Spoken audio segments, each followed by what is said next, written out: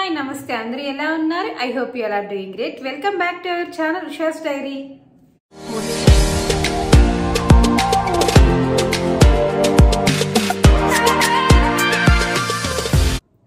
Guys ఇవాళ video ఏంటి అంటే చాలా మంది కుక్కే సుబ్రహ్మణ్య స్వామి టెంపుల్కి వెళ్ళాను కదా, అక్కడ స్వామీజీ వీడియోకి చాలా మంది క్వశ్చన్స్ అడిగారనమాట. మేము ఈ పూజలు చేసుకోవచ్చా, అవి చేసుకోవచ్చా, ఇలాగా చాలా మంది కొన్ని డిఫరెంట్గా అడిగారు. సో నాకు తెలియకుండా ఏమీ చెప్పకూడదు, అది తప్పు అవుతుంది, ఏదో ఒకటి చెప్పకూడదు కాబట్టి. సో రీసెంట్గా మేము మళ్ళీ టెంపుల్కి వెళ్ళామన్నమాట, కుక్కే సుబ్రహ్మణ్య స్వామి టెంపుల్కి. సో అక్కడ మొత్తం మీరు అడిగిన క్వశ్చన్స్లో ఎక్కువ రిపీటెడ్గా వచ్చినవి కాకుండా ఇంపార్టెంట్ ఇవన్నీ నేను స్వామివారి దగ్గర తెలుసుకొని నోట్ చేసుకొని మీకోసం సపరేట్ వీడియో చేద్దాము, మీకు హెల్ప్ అవుతుంది అండ్ మీకు క్లారిటీ ఉంటుంది అని చెప్పి డిసైడ్ అయ్యి ఈ వీడియో చేస్తున్నాను అనమాట. సో అది ఇవాళ వీడియో. సో ఫస్ట్ అయితే క్వశ్చన్స్ అన్నీ ఏం అడిగారు, దానికి స్వామివారి దగ్గర తెలుసుకున్నవన్నీ నేను మీకు కూడా ఎక్స్ప్లెయిన్ చేస్తాను. So let's get in to the video. First question వచ్చి, మీరు కుక్కే సుబ్రహ్మణ్య స్వామి టెంపుల్కి ఎలా వెళ్ళారు, ఎలా రీచ్ అయ్యారు, ఎక్కడి నుంచి వెళ్ళారు, ఎంతసేపు జర్నీ, అవి చాలా క్వశ్చన్స్ అడిగారనమాట. సో ఫస్ట్ దాని గురించి ఎక్స్ప్లెయిన్ చేస్తాను. ఫస్ట్ అయితే మీరు కార్ ఉన్న వాళ్ళైతే మీకు ఇంకా ఈజీ అయిపోతుంది, మీ ప్లేస్ నుంచి మీరు డైరెక్ట్గా టెంపుల్కి వెళ్ళిపోవచ్చు. అండ్ కార్ లేని వాళ్ళు ఎలా వెళ్ళాలి అనుకునే వాళ్ళకైతే బెంగళూరుకి వెళ్ళి బెంగళూరు నుంచి కుక్కే సుబ్రహ్మణ్య స్వామి టెంపుల్కి బస్సు ఉంటుంది, మీరు దాంట్లో వెళ్ళిపోవచ్చు అనమాట. అండ్ ఏదర్ ట్రైన్ అయితే మీకు కుక్కే సుబ్రహ్మణ్య స్వామి టెంపుల్కి దగ్గరలో 10 కిలోమీటర్స్లో ఒక రైల్వే స్టేషన్ ఉంటుంది. సో అక్కడ దిగేసి అక్కడ నుంచి by bus or auto facility ఉంటుంది, మీరు అక్కడ నుంచి టెంపుల్కి రీచ్ అవ్వచ్చు. అండ్ కార్ జర్నీ అయితే అసలు ఓపిక ఉండాలి, 10 hours 12 hours పడుతుంది. అండ్ మధ్యలో ఘాట్స్ వస్తాయి, చాలా పేషెన్స్తో మీరు జర్నీ చేయాలన్నమాట. కార్ అయితే ట్రైన్ బస్ ఫెసిలిటీ ఎలా ఉంటుందో నాకు కూడా తెలియదు. అండ్ ఇంకొకటి ఫ్లైట్ కూడా వెళ్ళొచ్చు అనమాట, బెంగళూరుకి వెళ్ళి అక్కడ నుంచి మీరు యాజ్ యూజువల్ బస్, అలాగే ఏదన్నా కేఎస్ఆర్టీసీ బస్సెస్ ఉంటాయి, దాంట్లో మీరు బుక్ చేసుకోవచ్చు, ముందుగా రిజర్వేషన్ చేసుకోవచ్చు, లేదంటే డైరెక్ట్గా కూడా వెళ్ళిపోవచ్చు, నో ప్రాబ్లం. సెకండ్ క్వశ్చన్ వచ్చి, ఈ పూజలు ఎందులో బుక్ చేసుకోవాలి అంటే ఆన్లైన్ లేకుంటే డైరెక్ట్గా చేసుకోవాలా, అలాగంటే ఏదైనా వెబ్సైట్ ఉందా అని అడిగారనమాట. Well let me explain. First అయితే పూజా విధానం అనేది 2 విధాలుగా ఉంటాయంట, ఒకటి ఆన్లైన్, ఇంకోటి ఇండివిజువల్గా. సో ఆన్లైన్ వచ్చేస్తే కమింగ్ టు ఆన్లైన్లో అయితే అందరికీ కలిపి మీకు ఐడియా ఉంటుంది, శ్రీకాళహస్తిలో ఎట్లా రాహుకేతు పూజ అందరికీ కూర్చొని పెట్టి చేపిస్తారో అలాగా మీరు ఆన్లైన్లో బుక్ చేసుకుంటే సేమ్ అలాగే చేపిస్తారనమాట.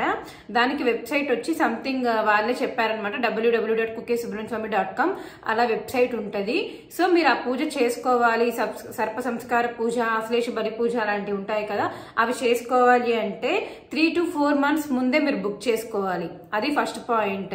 అండ్ మీకు నచ్చిన డేట్స్లో అయితే మీరు చేసుకునే ఛాన్సెస్ ఉండదు, అక్కడ అవైలబిలిటీ ఉన్న డేట్స్లోనే మీరు పూజ చేసుకోవాలన్నమాట.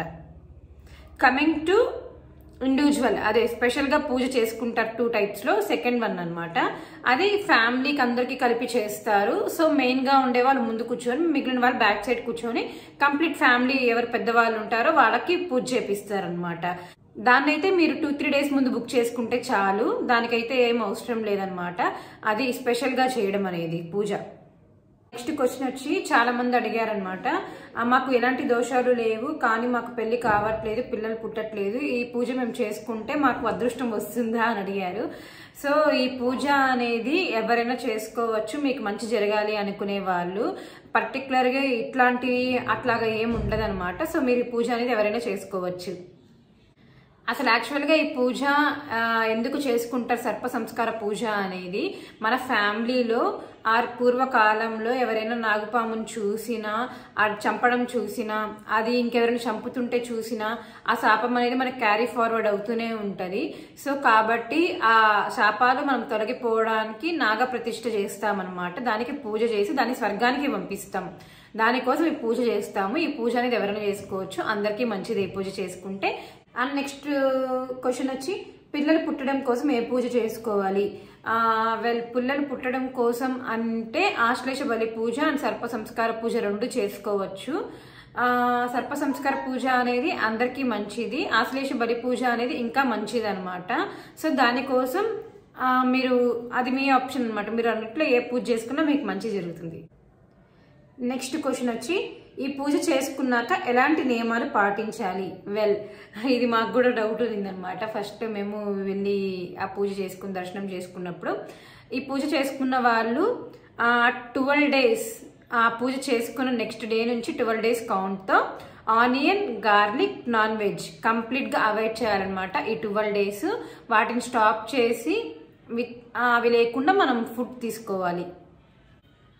అండ్ నెక్స్ట్ క్వశ్చన్ అడిగారు ఏంటి అంటే ఈ పూజ ఏ వీక్లో చేస్తారు అండ్ ఏమైనా హాలిడేస్ ఉంటాయా, మేము ఎప్పుడెప్పుడు వెళ్ళి చేసుకోవాలి అని అడిగారు. సో దానికైతే దశమి అండ్ ఏకాదశి మాత్రం చేయరంట, మంత్కి 2 సార్లు వస్తుంది. అండ్ ఫెస్టివల్ టైమ్స్లో కూడా ఏదైనా ఇంపార్టెంట్ ఫెస్టివల్స్ టైంలో కూడా చేయరంట. అండ్ నెక్స్ట్ క్వశ్చన్ వచ్చి ఆశ్లేష బలి పూజ అండ్ సర్ప సంస్కార పూజ విధానం ఎవరెవరు చేయాలి? ఆల్రెడీ సర్ప సంస్కార పూజ గురించి అయితే మొత్తం చెప్పేశాను. సో ఇప్పుడు ఆశ్లేష బలి పూజ గురించి చెప్తాను. ఆశ్లేష బలి పూజ అంటే సుబ్రహ్మణ్య స్వామికి చాలా ఇష్టం అంట. ఆయన సేవలో ఆశ్లేష బలి పూజ అనేది 86 అంటే 86 నాగలోకాలను ఆహ్వానించి పూజ చేసేది. మనము సర్ప సంస్కార పూజలో మీకు చూపిస్తాను, ఇక్కడ పిక్ యాడ్ చేసి 9 పాములు ఉంటాయి, వాటికి బలిదానం చేస్తాము. ఏదో గుడ్లు లాగా పెట్టి, ఏదో నాకు ఐడియా లేదంత పర్టికులర్గా తెలియదు. అలాగా ఒక నాగలోకానికి బలిదానం ఇచ్చినట్లు అట్లా ఆశ్లేష బలి పూజలో 86 నాగ లోకాలను బలిదానం చేస్తారు. పూజ అనేది సర్ప సంస్కార పూజ చేసుకోవాల్సిన అవసరం లేదు. మంచి జరగాలి, ఇంకా బెటర్గా మేము బాగుండాలి అనుకునే వాళ్ళు ఆశ్లేష బలి పూజ కూడా చేసుకోవచ్చు. అండ్ నెక్స్ట్ క్వశ్చన్ వచ్చి ఈ పూజ చేసుకున్నాక ఇంకేదైనా టెంపుల్కి వెళ్ళొచ్చా, ఇంకెక్కడికైనా వెళ్ళొచ్చా అని అడిగారు. వెల్ గైస్, ఈ పూజ చేసుకున్నాక అయితే మనం ఏ టెంపుల్కైనా వెళ్ళొచ్చు. బట్ ఆ ప్రసాదం అనేది మనం ఆ టెంపుల్స్లోకి తీసుకెళ్ళకూడదు. మనకి ఆ పూజ చేసుకున్న నెక్స్ట్ డే మనకి పలహారం ఇస్తారనమాట, దాన్ని అయితే మీరే తినాలి. దాన్ని ఎక్కడికి తీసుకెళ్ళకూడదు. మీరు టెంపుల్కి అయితే డైరెక్ట్గా టెంపుల్స్కే వెళ్ళాలి, డైరెక్ట్గా ఇంటికి వెళ్ళిపోవచ్చు. నాకు తెలిసి అయితే మీరు అడిగిన వాటిలో రిపీటెడ్వి కాకుండా మొత్తం అయితే ఆల్మోస్ట్ అన్ని క్వశ్చన్స్ని కవర్ చేశాను. ఐ హోప్ మీకు ఈ వీడియో హెల్ప్ అవుతుంది అనుకుంటున్నాను. హెల్ప్ అయితే మీరు కూడా కింద కామెంట్ సెక్షన్లో మెన్షన్ చేయండి. నేను మీ అందరి కోసం చాలా శ్రమ చేసి మీకు హెల్ప్ అవుతుందని చెప్పి అగైన్ ఈ వీడియో నీట్గా ఎక్స్ప్లెయిన్ చేశానమాట. సో మీరు కూడా సపోర్ట్ చేయండి మంచిగా. ఐ హోప్ మీకు ఈ వీడియో నచ్చింది అనుకుంటున్నాను. నచ్చితే లైక్ చేయండి, షేర్ చేయండి, కామెంట్ చేయడం అస్సలు మర్చిపోకండి. Thank you for watching. See you next video. Bye bye.